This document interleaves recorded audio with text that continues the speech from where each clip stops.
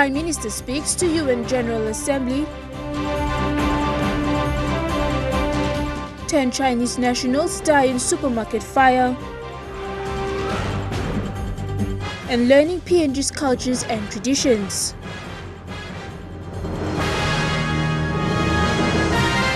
This is National EMTV News with Marilyn Diaukatam. Good evening. Thanks for joining me for Sunday's news. Prime Minister Peter O'Neill has urged larger countries in the world to be more proactive in dealing with global issues that impact developing countries, such as climate change and refugees. This was the message he delivered in his address to the United Nations General Assembly in New York yesterday.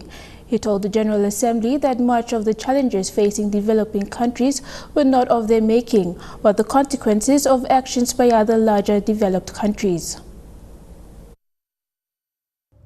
First, as expected, Prime Minister Peter O'Neill gave recognition and paid tribute to the changes in the heads of the United Nations. I am honored here today on behalf of my government and the people of Papua New Guinea to address this assembly. I would like to also welcome and extend our best wishes and, of course, for every success to His Excellency, Mr. Antonio Guterres. But from then on, it was down to business, echoing calls from all developing countries and the uncertainties in today's economic climate and its challenges. We are facing the serious adverse impacts of an uncertain global economy, climate change, the decline in health of our marine habitats, and of course heightened security fears. A word of thanks to the United Nations for their support in our recently concluded national general elections. Mr. President, Papua New Guinea recently completed our 10th national elections. Our government would like to place on record our profound appreciation to all our development partners, including the United Nations, for their valued support provided to us during the conduct of the elections. A country report on what the returning government is focusing on for the next term and pillars to ensure sustainable economic growth. Returning to office, our government pledges to further increase our focus on our core policies of the past 5 years. Mr. President, these policies are changing the lives of our 8 million people, men, women, and children for the better. And in tune with such a global conference of leaders, a call for responsibility from world superpowers, a concern from Papua New Guinea on the levels of increasing violence. Papua New Guinea remains concerned at the continuing threats of violence in the world today. Be these by terrorist groups or actions of rogue states, we condemn in the strongest possible terms the recent nuclear missile tests by North Korea.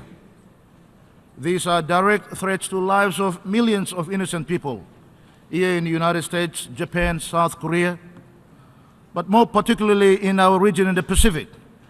The Prime Minister was also clear on the effects of current rhetoric between the United States and North Korea. Mr. President, one of the greatest threats to humanity comes from within our global community of nations. Climate change is real, and it is taking lives and destroying communities. It is putting the future of nations at real risk.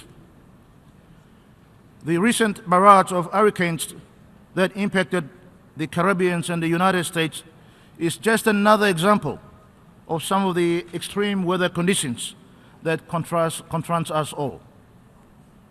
Papua New Guinea offers condolences to countries affected, and we call for this loss of lives to be another wake-up call for us. And a call for the world to recognize the effects of continued climate change. Neville Choi, National EMTV News. Meanwhile, at a UN General Assembly work dinner for Pacific Island Forum leaders, the Prime Minister for Japan gave a positive response to illegal fishing and air transport assistance proposals made by the Minister for Foreign Affairs and Trade, Rimbing Pato. Prime Minister Shinzo Abe says the airline connectivity would be discussed by aviation officials between the two countries. Mr. Pato expressed his gratitude to Japan for their assistance in helping PNG prepare for the 2018 APEC Summit. Japan will contribute 23 microbuses, 23 minibuses and 22 ambulances and the donation of musical instruments and training for the PNGDF military band. During this time, Mr. Pato and other Pacific Island leaders have condemned the actions of North Korea's missile attacks in Japan waters. 10 Chinese nationals are dead after they were trapped in a devastating fire, which destroyed their home in Lorengau Town, Manus Province. Police reports reveal that the fire started in the early hours of Friday morning inside the Splendid Start supermarket and quickly spread to the bedroom of the 10 Chinese. It is understood the deceased are business operators and lived on the same property where the supermarket is. These images released on social media shows just how big the flames were during the morning of the incident. It is understood the deceased were trapped inside the building and were burned to death by fire. Manus Police Commander Chief Inspector David Yapu described the incident as the worst fire disaster in the province and said of the 10, 6 were females while the 4 males. PPC Yapu said though police personnel were at the scene, they were helpless and could not control the fire. While identities of the deceased are being withheld, a team of forensic science officers and fire investigators from Port Moresby will be traveling to Manus to conduct investigations. Meanwhile, PPC Yapu sent his condolences to the families of the 10 Chinese and said it was an unfortunate tragedy. Manus continues to lack fire service and a call has been made to the provincial government to establish a fire station. Tekla Gunga, National, EMTV News. Another shop in Western Highlands burned to the ground last Friday while Mount Hagen authorities watched helplessly. Tinininga Dobel, a supermarket, went up in flames. The fire service in Mount Hagen could not do much as they still lack necessary resources like a well-equipped fire truck.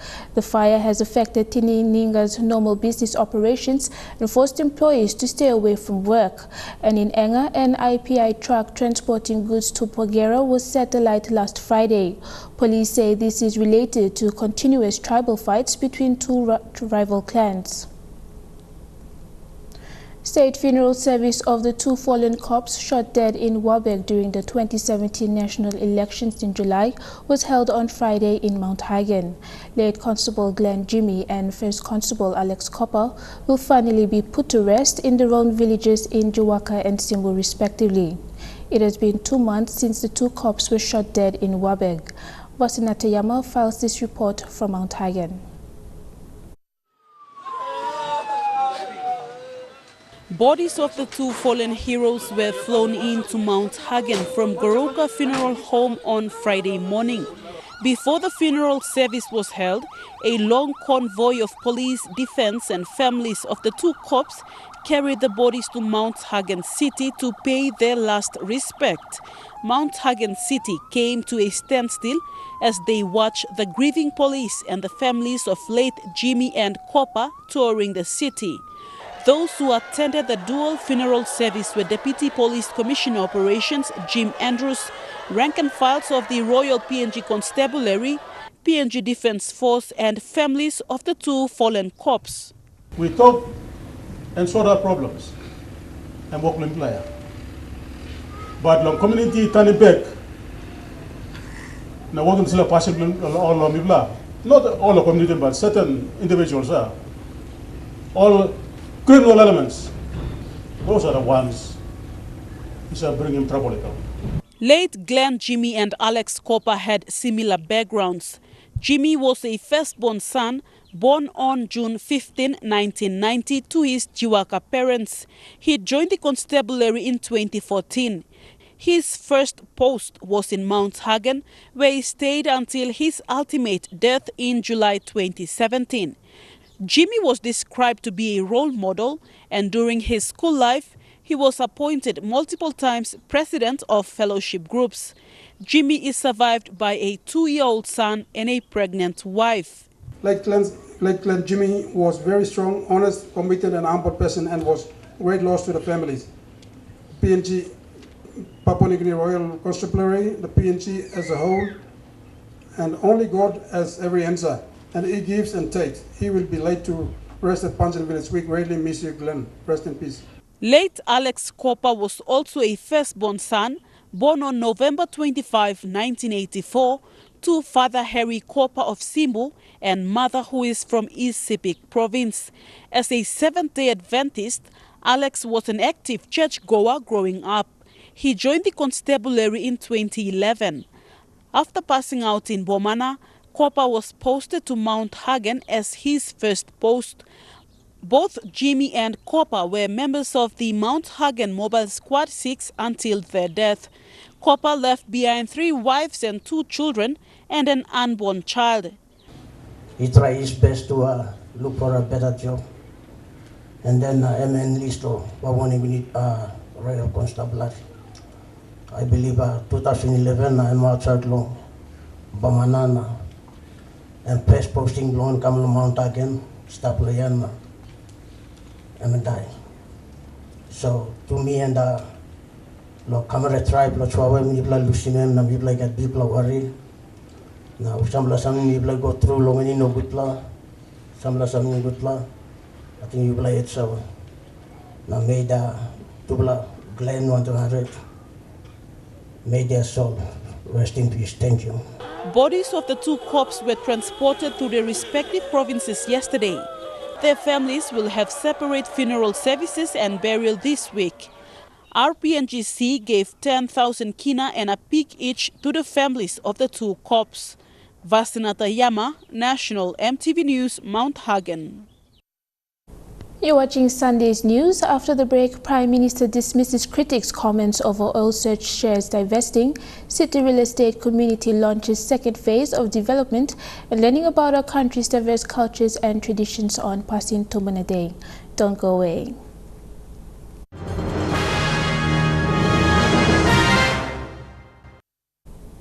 Welcome back to the news.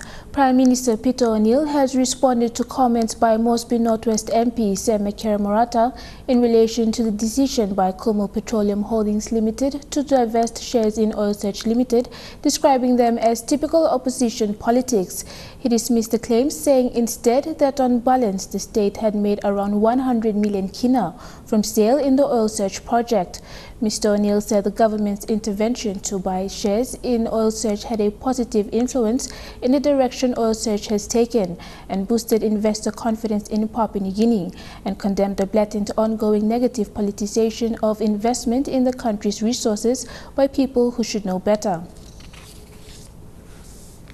Port Moresby Residential Estate at Town will be expanding its current 161-unit compound with an additional 146 more homes. The construction is set to begin in October.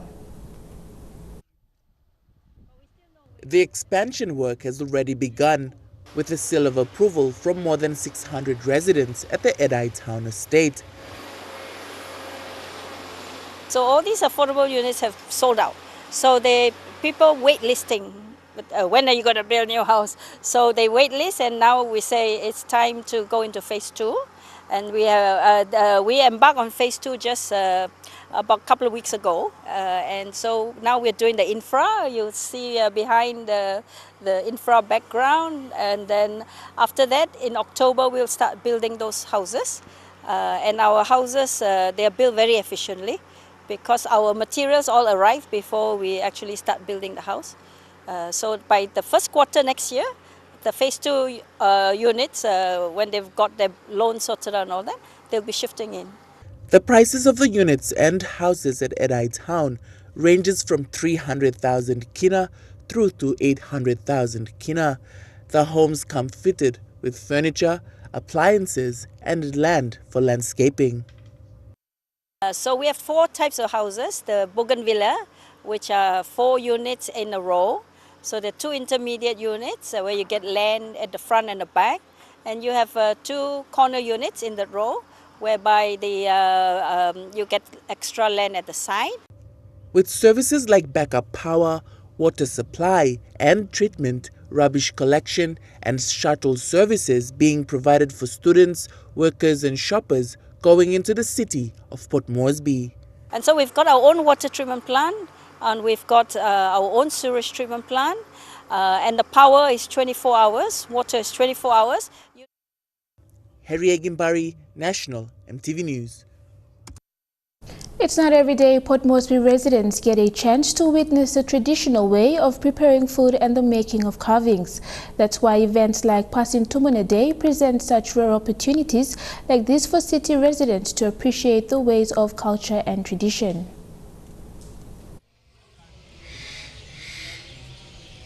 At the nature park today, participants representing their clans displayed traditional items or weavings found in their provinces. From food preparations to traditional designs and paintings or displaying of arts and crafts to traditional music, each group had a story to tell.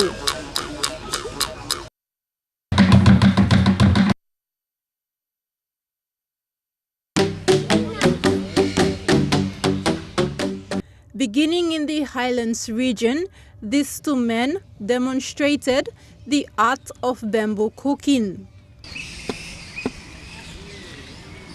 This is a popular style of cooking in Eastern Highlands and Simbu provinces, which is now used in some coastal villages.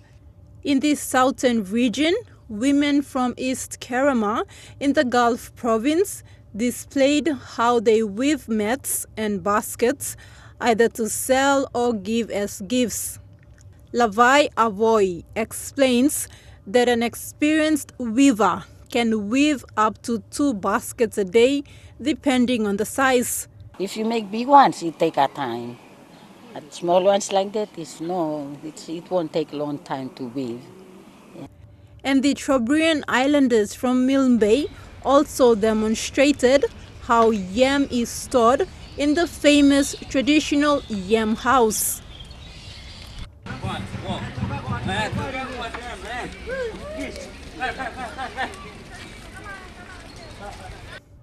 From the Momase region, Cosmas Kambar from the Chambri Lakes in East Sepik's Engoram district tells us how he started making carvings as a young boy. Me school long and finish. Me can look him lang I tas all me can walk him. Me no na draw him the paper or kind of sem na walking. Stop in his la blood. Kambar explains that the art of carving is significant to Sepik men and only the men are taught how to carve. Some got story, some blame no more carving me plus have a walking. Some blame me plus I put him long front long. House man. No, all big plows, me walking long him, me plus I put him. He also explained that women are not allowed to make carvings, but weave baskets or bilums. Picking in man and walk long him and mash line him walking carving. Picking in Mary and walk long him, line him walking basket, and walking carving bilum. Few meters away, another Sepik group demonstrates how sago is made and stored in most Sepik villages.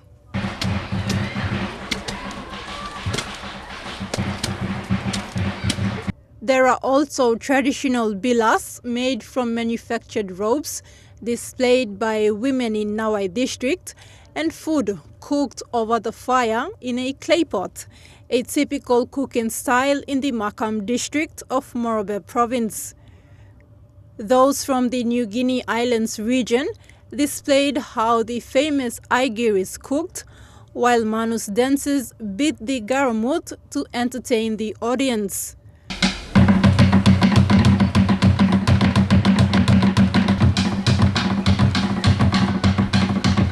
The Tumbuna Day is an important event organized to bring people from different provinces to one venue and showcase what is unique about their culture and the traditional items that gives one an identity in any clan. This is the second time it was hosted at the Nature Park and was attended by over 300 Port Moresby residents, including tourists. Thekla Gunga, National EMTV News. The Papua New Guinea Handicraft Vendor Guide will help designers creating culturally inspired pieces make informed decisions when selling their wares to tourists. Principal designer of Wanta Clothing, Genevieve Igara-Felavai, says the initiative will create equal opportunities for craftspeople. And to see it on the stage and to see how their craftsmanship can be appreciated, by a broader audience, to see how they can take something so traditional but make it relevant to this current time. And then also to see what income and economic empowerment can come from that traditional skill is a really important thing. So that's kind of what I'm trying to showcase. And we will be working on continuing projects, including the Miss Papua New Guinea gown for Fiji this year. I would just like to say that I encourage everyone to support local. It's very important that we support our own businesses, we support our own handicraft makers, because at the end of the day, we need the money to come back and stay in our own country. And by doing this, you're not only helping like one person, you're helping families, you're developing your own local and village communities. You're with National EMTV News. We'll have stories making headlines overseas when we come back. Stay tuned.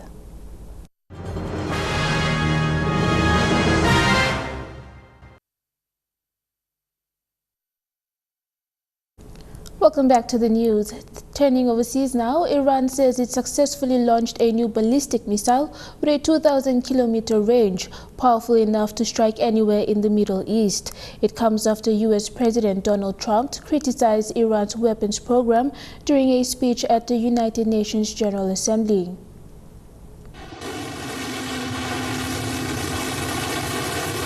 Show of power from Tehran, a missile with a message for the Americans. This was state-run television in Iran broadcasting what it says was the successful test of the newly developed Khorramshahr missile, with a range of 2,000 kilometers. The launch came just days after President Trump attacked Iran at the United Nations for destabilizing the Middle East and condemned its missile program. He again threatened to abandon a historic nuclear deal painstakingly negotiated over many years. We cannot let a murderous regime continue these destabilizing activities while building dangerous missiles, and we cannot abide by an agreement if it provides cover for the eventual construction of a nuclear program. Iran insists its missile program doesn't contravene the nuclear agreement, and the Iranian president says his people are now waiting for an apology from Donald Trump. In defiance of Mr. Trump came this military display on Friday, at which the new missile was proudly unveiled. Like it or not, we will increase our deterrence and defense power in any form we deem to be necessary. In addition to upgrading the missile systems, we will also strengthen our naval, ground and air forces. Iran's missile program is in the hands of hardliners, and they, it seems, are only being strengthened by the rhetoric from Washington. There's been no response from the Americans so far to the latest Iranian missile launch, but there's little doubt that the belligerent tone coming from both countries will ratchet up tensions. Just as in North Korea, Iran is trying to show that it won't be pushed around. A 6.1 earthquake hit southern Mexico early yesterday, less than a week after a more powerful quake struck just south of Mexico City. Now, the confirmed death toll from last week's disaster has now risen to 307, and the hope of recovering survivors is starting to dissolve. Sirens rang out across the Mexican capital when a 6.1 magnitude earthquake shook central Mexico. So far, we have not gotten reports from the government of new casualties or significant damage, but the tremors did interrupt some of the dangerous and vital rescue and recovery work taking place at sites like this office building, a 6-story building that collapsed in Tuesday's much bigger earthquake. Now, at this time, there are rescue workers from 4 different nations at work here, from the U.S., Israel, Japan, and from Mexico. And overnight Friday, the Mexican rescue workers recovered the body of one victim from this collapsed building. We spoke earlier with an Israeli lieutenant colonel from an Israeli Defense Force rescue team, and he gave an update on this difficult work and was sounding rather pessimistic. We have here a 6-story building, which collapsed for about 3 days already. And we believe that inside the building there are between 50 to 60 men and women trapped. And unfortunately, we believe they are already dead.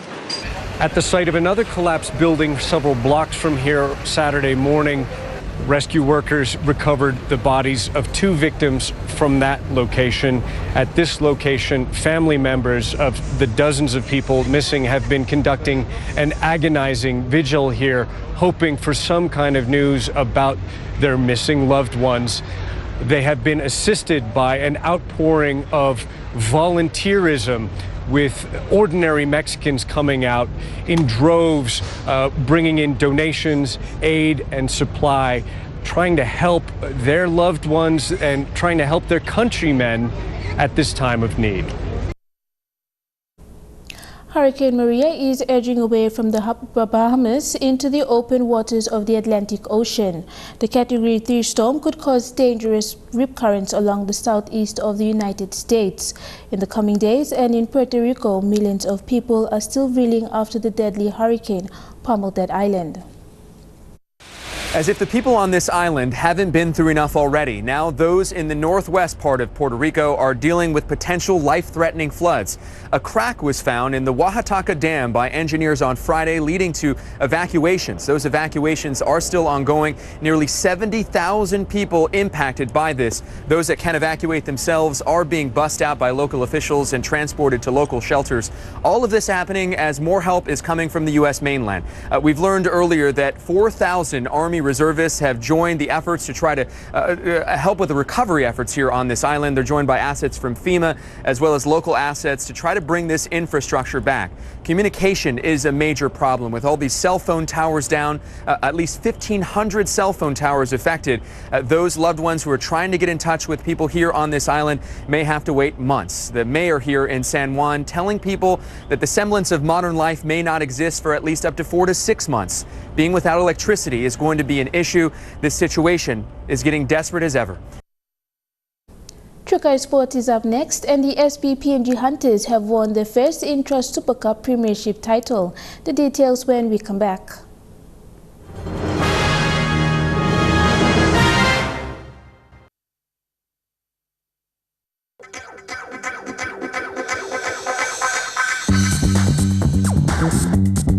Chukai Sports.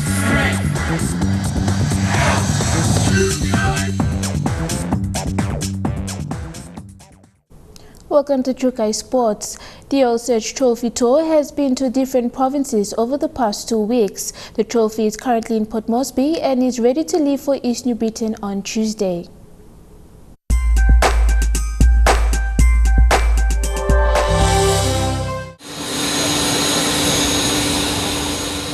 Morabel was the first place the trophy traveled to as school kids lined the streets along the convoy route welcoming the trophy, waving flags and flowers at the passing convoy. The trophy then traveled to Wau and Bulolo, where rugby league was first played in the 1930s. The trophy was greeted to an overwhelming welcome as they landed in Bulolo. They stopped at PNG Forest Products before the trophy was airlifted to Harmony Gold Mine. With support from Harmony Gold, Wau residents as well as people from the nearby villages turned up in numbers to see the trophy.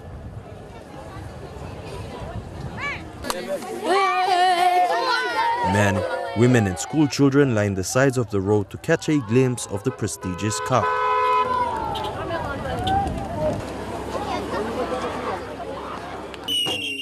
After Wau and Bulolo, the Oil Search Trophy Tour continued their journey to Lay Secondary School. From Lay Secondary, the trophy made its way to the Lay Eriku Oval, where people had the opportunity to take pictures of the trophy before visiting Lay Biscuit Company. Their last stop was Mapai Transport. From Lay, the trophy traveled to Goroka and made a brief appearance at the Pikinini show. There was a lot of color and fanfare as the trophy was taken around town in a motorcade. The Pole Barrier Trophy made a brief appearance at Hanganofi in Eastern Highlands Province.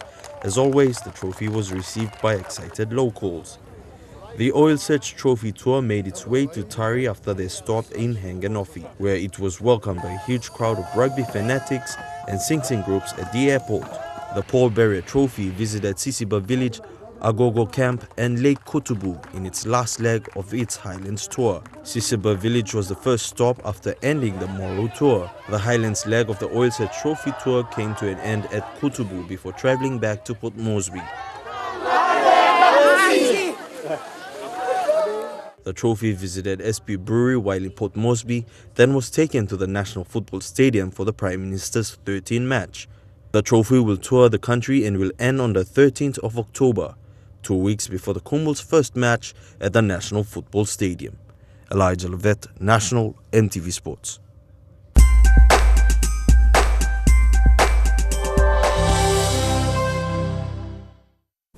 The SPPNG Hunters have beaten the Sunshine Coast Falcons to claim this year's Queensland Intra Super Cup title.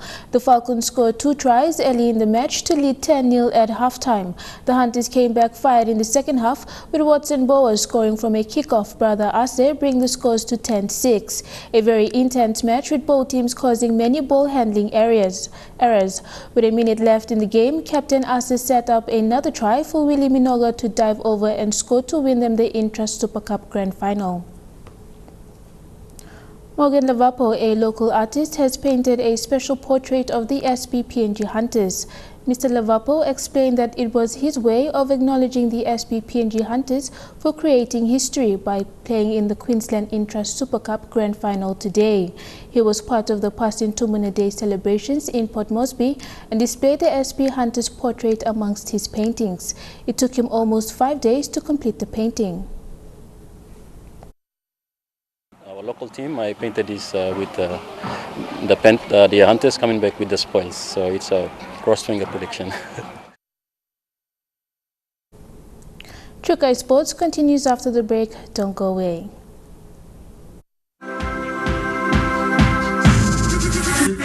Trukai Sports. Welcome back to Trukai Sports. To basketball, tonight we feature Emily Koivi, a longtime member of the PNG Women's National Basketball Team. The 2017 FIBA Melanesian Cup Challenge will be Koivi's second on home soil since Pacific Games 2015.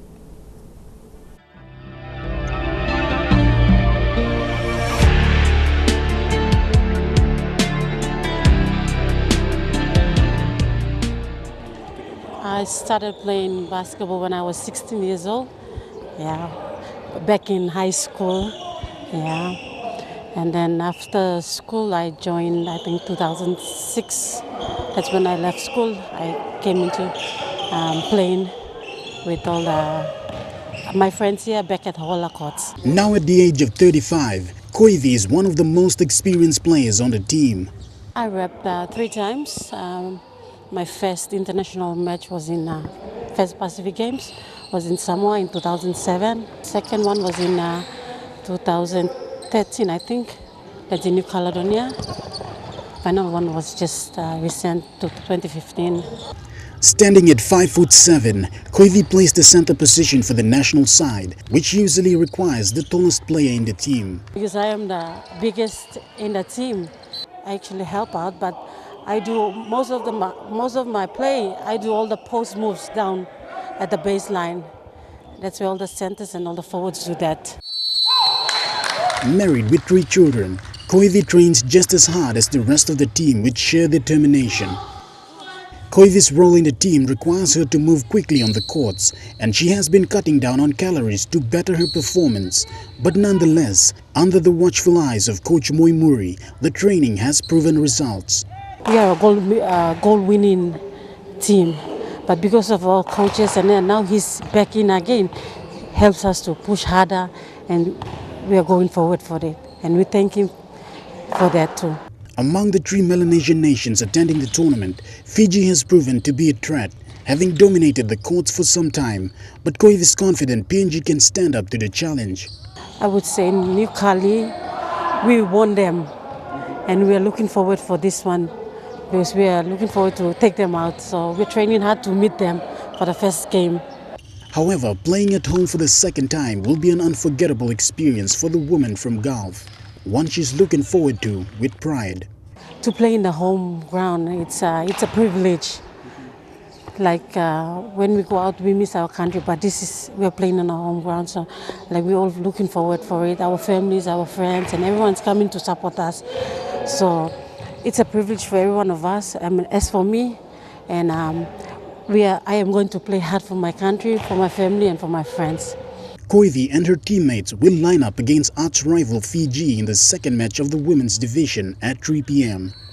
The 2017 FIBA Melanesian Cup Championship is hosted at the Taurama Indoor Aquatic Center in Port Moresby and will be telecasted live and exclusive on MTV.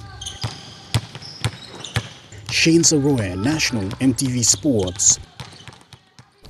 To cricket, the Hebel PNG Barramundis claimed their second Soccer Premier League victory in a row after defeating the Southern Force by 3 wickets in Darwin, Australia. The Southern Force battled first and posted an impressive 6 for 296 over their allotted 50 overs. In reply, Barramundis captain Asad Vala and Sesebao put on a century partnership for the 4th wicket, shifting the momentum in the Barras' favour and eventually winning the match by 3 wickets. The Hebel PNG Barramundis will take on the Northern Mavericks in the final Soccer Premier League match before flying back to Port Moresby tomorrow. It's become one of Rugby League's greatest fairy tale runs. The North Queensland Cowboys are in the NRL Grand Final. They've upset the Sydney Roosters 29-16 in Sydney, thanks in part to the new Kiwi 5-8. North Queensland now have the chance to become the first team to take the NRL title from 8th spot on the playoffs. From these celebrations, you'd think North Queensland had just won the grand final. I honestly didn't think we'd get ourselves in this situation, but man, I'm speechless. The Cowboys are riding a wave of momentum at the moment. Kiwis rookie Tamare Martin showing just how much confidence the side is playing with. And Fog Spade, that's a huge moment for young Tamare Martin. But it was the Cowboys' other young half, Michael Morgan, who was starting to resemble Jonathan Thurston. Kane Leonard gets a bullet-like pass. And in a game with many lead changes, the Roosters rode their own bit of luck to score against the run of play. On to Robertson, out to Ferguson, cover defence, can't stop him. Neither the cover defence nor the bunker could stop this one either. Kyle Phelps' corner dive with only millimetres to spare, the turning point for the Cowboys. He won't go down. Did Kyle Phelps score this? Morgan then kicking the Cowboys into another grand final to cap off a Thurston-like performance. He's got it. Kicks them into the grand final, you've got to believe. Like I've said in the last couple of weeks, we hang in there and keep competing. Good things will eventually happen. Given they've reached the final from this far down, who would write them off against the Melbourne Storm for the premiership next week? That's a wrap for Chukai Sports, where the details up next. Chukai Sports.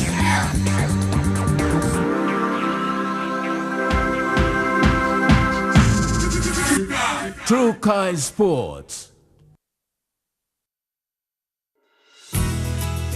The weather details are proudly brought to you by Dulux Weather Shield. Worth doing with Dulux.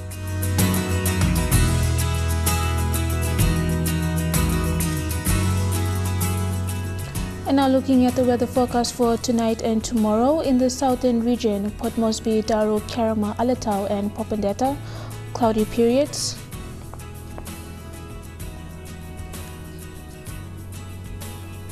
In the Mamasa region, mostly fine with a shower or two for Lae, Medang, Wewak and Vanimo, thundery showers. In the New Guinea Islands, Lorengau, thundery showers, Kavieng, Kokopo and Rabaul, showers, Kimbe, thundery showers and Buka, few showers. And in the Highlands, all centers a shower or two, then morning fog.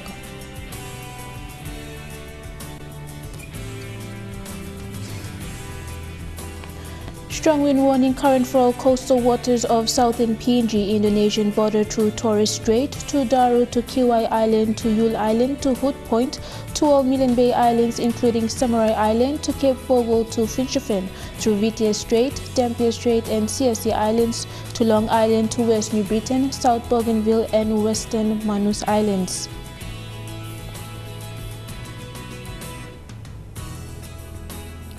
Waters of southern PNG Indonesian border through Torres Strait and Daru, to Kiwai Island, to Yule Island, to Hood Point, to Samurai Island, with waters of eastern and western Milne Bay Islands, with waters of Samurai to Cape Vogel and to Finschhafen, and with waters of Finschhafen through Vitia Strait, Dampier Strait including CSC Islands to Long Island, seas 2.5 to 3 meters.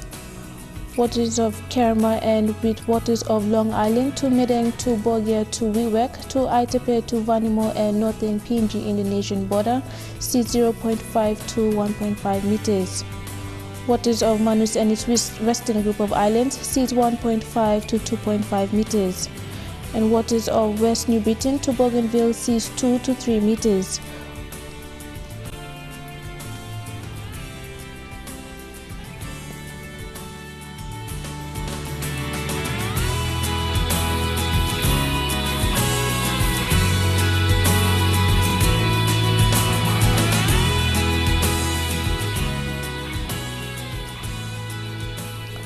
Ocean forecast for PNG areas for tonight and tomorrow. In the Coral Sea, seas moderate to rough with east to southeast winds 20 to 34 knots.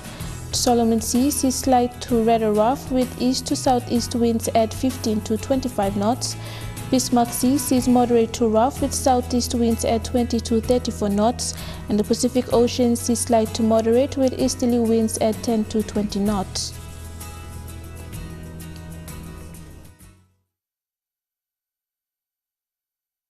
The weather details are proudly brought to you by Dulux Weather Shield. Worth doing with Dulux. That's the way it is this Sunday, the 24th of September 2017. From the news team, I'm Marilyn Diagotam. Pleasant viewing. Good night.